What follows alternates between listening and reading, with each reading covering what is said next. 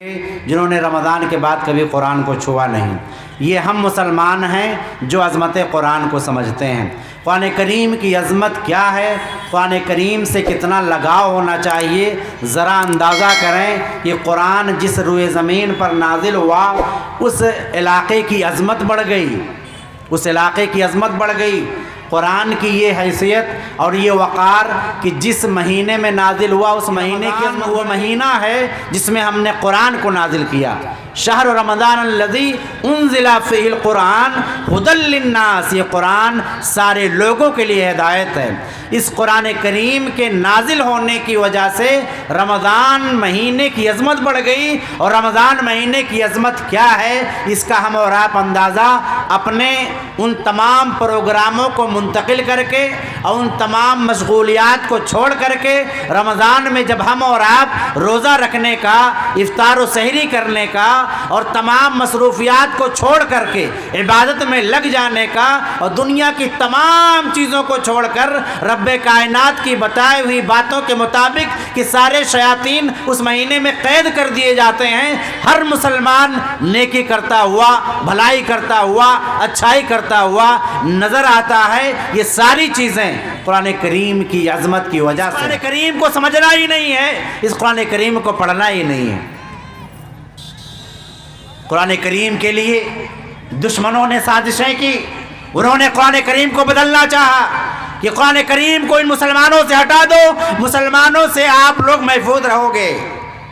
قرآن کریم کو ہٹانے کی کوشش کی، قرآن کریم کے نام پر ایک کتاب کا نام رکھا فرقان، اور اس میں قرآن کریم کی بہت ساری آیتوں کو ہٹا دیا۔ رب کائنات نے کہا اِنَّا نَحْنُ نَزَّلْنَا الذِّكْرَ وَإِنَّا لَهُ لَحَافِظُونَ، کہ قرآن کو ہم نے نازل کیا ہے اور حفاظت بھی ہم ہی کریں گے۔ قرآن کریم کوئی مٹا نہیں سکتا۔ جنہوں نے رمضان کے بعد کبھی قرآن کو چھوا نہیں، یہ ہم مسلمان ہیں جو عظمت قرآن کو سمجھتے ہیں۔ قرآن کریم کی عظمت کیا ہے، قرآن کریم سے کتنا لگاؤ ہونا چاہیے، ذرا اندازہ کریں کہ قرآن جس روئے زمین پر نازل ہوا اس علاقے کی عظمت بڑھ گئی، اس علاقے کی عظمت بڑھ گئی۔ قرآن کی یہ حیثیت اور یہ وقار کہ جس مہینے میں نازل ہوا اس مہینے کی عظمت بڑھ گئی۔ اللہ رب العالمین بیان فرماتا ہے شہر رمضان الذی انزل فیہ القرآن ھدی للناس وبینات من الھدی والفرقان، کہ رمضان وہ مہینہ ہے جس میں ہم نے قرآن کو نازل کیا۔ شہر رمضان الذی انزل فیہ القرآن ھدی للناس، یہ قرآن سارے لوگوں کے لیے ہدایت ہے۔ اس قرآن کریم کے نازل ہونے کی وجہ سے رمضان مہینے کی عظمت بڑھ گئی، اور رمضان مہینے کی عظمت کیا ہے اس کا ہم اور آپ اندازہ اپنے ان تمام پروگراموں کو منتقل کر کے اور ان تمام مشغولیات کو چھوڑ کر کے رمضان میں جب ہم اور آپ روزہ رکھنے کا، افطار و سحری کرنے کا اور تمام مصروفیات کو چھوڑ کر کے عبادت میں لگ جانے کا اور دنیا کی تمام چیزوں کو چھوڑ کر رب کائنات کی بتائی ہوئی باتوں کے مطابق کہ سارے شیاطین اس مہینے میں قید کر دیے جاتے ہیں، ہر مسلمان نیکی کرتا ہوا، بھلائی کرتا ہوا، اچھائی کرتا ہوا نظر آتا ہے۔ یہ ساری چیزیں قرآن کریم کی عظمت کی وجہ سے۔ قرآن کریم ایک ایسی کتاب ہے، خطبہ مسنونہ کے بعد آپ حضرات کے سامنے میں نے بیان کیا، پڑھا۔ اللہ رب العالمین بیان فرماتا ہے کہ وَنَزَّلْنَا عَلَيْكَ الْكِتَابَ تِبْيَانًا لِكُلِّ شَيْءٍ، اللہ تعالیٰ کہتا ہے کہ محمد صلی اللہ علیہ وسلم میں نے آپ کے اوپر قرآن کو اس لیے نازل کیا ہے، کیونکہ یہ ہر چیز کا جواب رکھتی ہے، اس میں ہر چیز کی وضاحت موجود ہے۔ میں اس اسکالر کا نام نہیں لینا چاہتا، ممکن ہے کہ شیخ زین العابدین وہاں تک پہنچ پائیں۔ وہ شخص کہتا ہے کہ کائنات ایک راز ہے، یہ کائنات ایک راز ہے، چھپی ہوئی چیز ہے، اور اس راز کو کھولنے والی کتاب قرآن ہے۔ کیا ہے؟ قرآن ہے۔ آج کتنے بڑے بڑے سائنٹسٹ، آج کتنے بڑے بڑے لوگ جو مطالعہ کرتے ہیں، جو کائنات کو پڑھتے ہیں، جو فلکیات کے ماہرین ہیں، جو میڈیکل سائنس کے ماہرین ہیں، وہ قرآن کریم کی تعلیمات کو سمجھتے ہیں تو حیران و ششدر رہ جاتے ہیں کہ یہ قرآن اتنی عظیم الشان کتاب مسلمانوں کے پاس موجود ہے، لیکن مسلمان اس کا فائدہ نہیں اٹھا رہے ہیں۔ اللہ رب العالمین نے کہا وَنَزَّلْنَا عَلَيْكَ الْكِتَابَ تِبْيَانًا لِكُلِّ شَيْءٍ کہ ہم نے قرآن کریم کو نازل کیا آپ کے اوپر یعنی صلی اللہ علیہ وسلم کے اوپر، کیوں؟ اس میں ہر چیز کا جواب ہے، ہر چیز کی وضاحت ہے، کوئی چیز مخفی اور پوشیدہ نہیں ہے۔ آج مسلمانوں میں کتنے مسلمان ایسے ہیں جو قرآن کریم سے فیصلہ نہیں لینا چاہتے، کتنے مسلمان ایسے ہیں جو کورٹ اور کچہریوں میں تو جانا چاہتے ہیں، وہ لوکل تھانوں میں جانا چاہتے ہیں، وہ لوکل پنچایتوں اور منڈلوں کے ساتھ بیٹھنا چاہتے ہیں، لیکن قرآن کریم سے فیصلہ نہیں کرنا چاہتے۔ یہ آج کا مسلمان ہے، یہ آج کا مسلمان ہے۔ ہم مسلمانوں کی حیثیت اور ہم مسلمانوں کا وقار جو بڑھانے کے لیے کتاب نازل ہوئی، ہم مسلمانوں نے اس کتاب کریم کو چھوڑ دیا۔ رمضان آتا ہے، بعض پڑھے لکھے، اگر مان لو 100 بچے ہمارے گاؤں میں پڑھے لکھے ہیں، ان 100 بچوں کے بارے میں پتہ کریے پچھلے رمضان سے آج اس رمضان کے آنے تک انہوں نے قرآن کریم کو چھوا نہیں ہے۔ دنیا میں سب سے زیادہ پڑھی جانے والی کتاب قرآن ہے، اور سب سے زیادہ نہ سمجھ کر پڑھی جانے والی بھی کتاب کون سی ہے؟ قرآن ہے۔ مسلمانوں کا ایک بڑا طبقہ جو یہ کہتا ہے کہ قرآن کریم کو سمجھنے کے لیے 80 علوم کی، 70 علوم کی، 20 علوم کی ضرورت ہے، انہوں نے ہمارے اور آپ کے دل و دماغ پر پردہ ڈلوا دیا کہ اس قرآن کریم کو سمجھنا ہی نہیں ہے، اس قرآن کریم کو پڑھنا ہی نہیں ہے۔ قرآن کریم کے لیے دشمنوں نے سازشیں کی، انہوں نے قرآن کریم کو بدلنا چاہا کہ قرآن کریم کو ان مسلمانوں سے ہٹا دو، مسلمانوں سے آپ لوگ محفوظ رہو گے۔ قرآن کریم کو ہٹانے کی کوشش کی، قرآن کریم کے نام پر ایک کتاب کا نام رکھا فرقان، اور اس میں قرآن کریم کی بہت ساری آیتوں کو ہٹا دیا۔ رب کائنات نے کہا اِنَّا نَحْنُ نَزَّلْنَا الذِّكْرَ وَإِنَّا لَهُ لَحَافِظُونَ کہ قرآن کو ہم نے نازل کیا ہے اور حفاظت بھی ہم ہی کریں گے۔ قرآن کریم کوئی مٹا نہیں سکتا۔ آج دنیا میں بھونچال مچا ہوا ہے کہ جتنے نئے بچے پیدا ہو رہے ہیں لوگ اپنے بیٹے کا نام محمد رکھ رہے ہیں۔ آپ سوشل میڈیا سے جڑے ہوں گے تو دیکھے ہوں گے یہ محمد صلی اللہ علیہ وسلم جن کے اوپر قرآن نازل ہوا، رب کائنات نے قرآن کریم کے نزول کے بعد یہ پروانہ کائنات کے لوگوں کو دے دیا۔ کیا کہا؟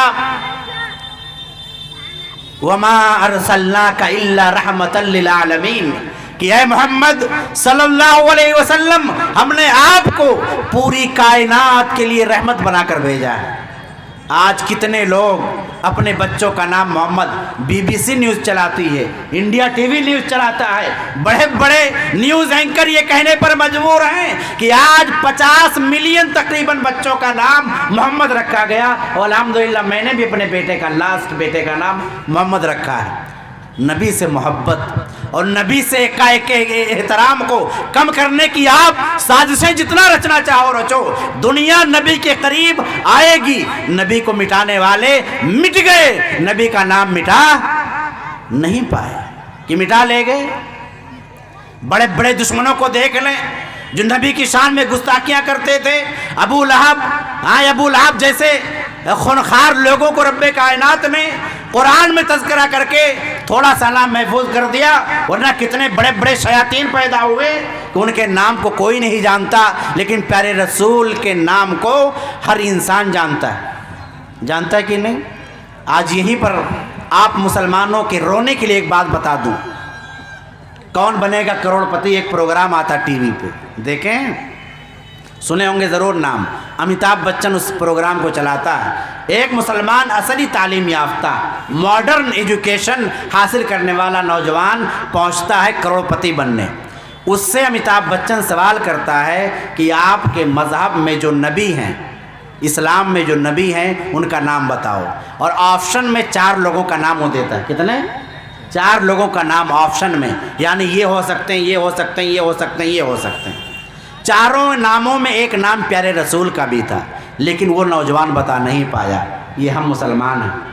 علامہ اقبال نے کہا تھا وضع میں تم ہو نصارہ تو تمدن میں ہو نود، یہ وہ مسلمان ہیں جنہیں دیکھ کے شرمائے یہود۔ یہ ہم مسلمانوں کی حالت ہے، یہ ہم مسلمانوں کی حالت ہے۔ آپ کو حیرانی ہوگی کہ قرآن کریم جس رات میں رب کائنات نے لوح محفوظ سے آسمان دنیا پر اتارا وہ کون سی رات تھی؟ بہت مشہور سورت ہے، سب کو یاد ہوگا، انا انزلناہ فی لیلۃ القدر وما ادراک ما لیلۃ القدر لیلۃ القدر خیر من الف شہر تنزل الملائکۃ والروح فیہا بإذن ربہم من کل امر سلام ہی حتی مطلع الفجر۔ یہ پوری سورت اسی رات کی تعریف کر رہی ہے۔ کیا کہہ رہی ہے؟ انا انزلناہ فی لیلۃ القدر، کہ بے شک ہم نے قرآن کو لیلۃ القدر میں نازل کیا۔ یہ لیلۃ القدر کیا ہے؟ اللہ تعالیٰ خود سوال کرتا ہے، وما ادراک ما لیلۃ القدر، آپ لوگوں کو نہیں معلوم کہ لیلۃ القدر کیا ہے؟ لیلۃ القدر خیر من الف شہر، لیلۃ القدر وہ رات ہے جس رات کی عبادت 1000 راتوں کی عبادت سے بہتر ہے۔ 1000 لوگ من الف شہر، 1000 مہینوں سے بہتر۔ 84 سال کچھ دن لوگوں نے لکھا کہ اگر آپ کاؤنٹ کریں 1000 سال کو تو تقریباً 84، 1000 مہینے کو تو تقریباً 84 سال آتے ہیں، یعنی ایک رات کی عبادت کی یہ عظمت۔ قرآن اس رات میں اللہ نے آسمان دنیا پر اتارا تھا۔ یہ قرآن کریم جس سے ہم اور آپ صحیح معنوں میں جڑے ہوئے نہیں ہیں۔ اللہ کے رسول صلی اللہ علیہ وسلم بیان کرتے ہیں کہ اس کائنات میں اگر سب سے معزز گروہ کوئی ہے تو وہ قرآن پڑھنے اور پڑھانے والے ہیں۔ خیرکم من تعلم القرآن وعلمہ، تم لوگوں میں سب سے بہترین وہ لوگ ہیں جو قرآن کو سیکھتے اور سکھاتے ہیں۔ یہ اور بات ہے کہ ہم مسلمانوں نے قرآن پڑھنے والے طلبہ کو اہمیت نہیں دیتے۔ یہ اور بات ہے کہ ہم مسلمانوں نے علماء کرام کو اہمیت نہیں دی۔ یہ اور بات ہے کہ ہم مسلمانوں نے اپنے بچے کو قرآن کی ٹیوشن پڑھانے والے مولویوں کی تکریم نہیں کی، لیکن نبی کائنات نے کہہ دیا خیرکم من تعلم القرآن وعلمہ، کہ تم لوگوں میں سب سے بہترین لوگ وہ ہیں جو قرآن کریم کو سیکھتے اور سکھاتے ہیں۔